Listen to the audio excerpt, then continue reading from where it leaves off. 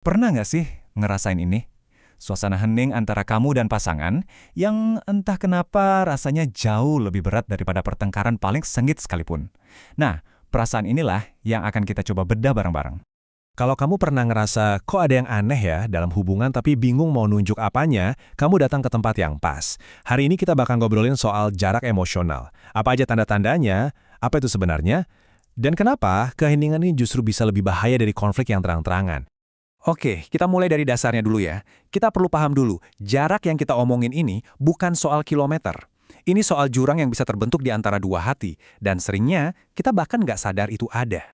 Ini penting banget ya. Kita tuh nggak lagi ngomongin LDR. Justru sebaliknya, ini soal dua orang yang mungkin aja lagi duduk sebelahan di sofa yang sama, tapi secara emosional rasanya kayak lagi di benua yang berbeda.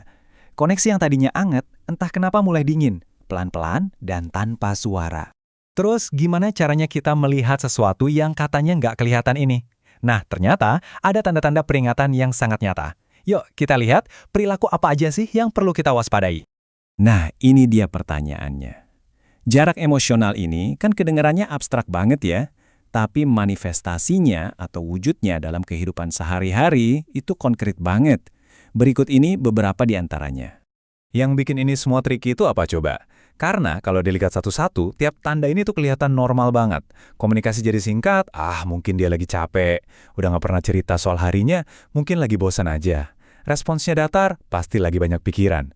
Tapi kuncinya itu ada di polanya. Kalau semua ini terjadi barengan dan terus-menerus, wah ini udah bukan kebetulan lagi. Oke, jadi kita udah bisa mengidentifikasi gejalanya. Dan ternyata kumpulan perilaku ini tuh bukan sekedar firasat buruk atau perasaan gak enak aja. Dalam dunia psikologi, ada loh nama spesifik untuk keheningan ini. Jujur ya, pas kita tahu ada istilahnya untuk apa yang kita rasain, itu bisa bikin lega banget. Perasaan kita jadi kayak tervalidasi. Ini nunjukin kalau kita nggak sendirian. Dan yang paling penting, artinya fenomena ini bisa dipelajari, dipahami, dan bahkan dihadapi. Nah, ini dia namanya. Emotional withdrawal. Jadi ini tuh sebuah tindakan aktif ya, meskipun seringkali nggak disadari, untuk ngebangun sebuah dinding. Bukan dinding bata, tapi dinding emosional. Inilah momen aha kita, di mana perasaan-perasaan samar yang kita rasain tadi, akhirnya punya nama dan definisi yang jelas.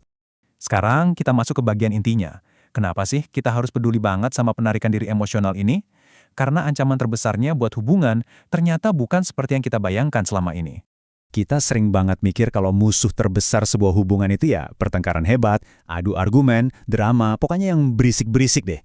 Tapi ternyata ada ancaman yang jauh lebih bahaya, ancaman yang senyap, yaitu hilangnya koneksi yang terjadi pelan-pelan, tanpa ada keributan. Ini seringkali jauh lebih merusak dalam jangka panjang. Coba deh kita resapi kalimat ini sebentar. Ini inti dari semua yang kita bahas.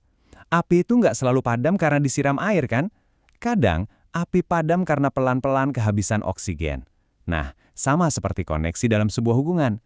Oke, setelah kita memahami konsepnya, bahayanya, sekarang pertanyaan terpentingnya adalah, gimana ini semua relate dengan hidup kamu? Yuk kita ambil waktu sejenak buat refleksi. Tentu aja, nggak ada jawaban yang benar atau salah di sini. Pengalaman tiap orang itu unik, tapi coba deh renungkan. Buat kamu pribadi, apa satu tanda yang paling nggak bisa diabaikan?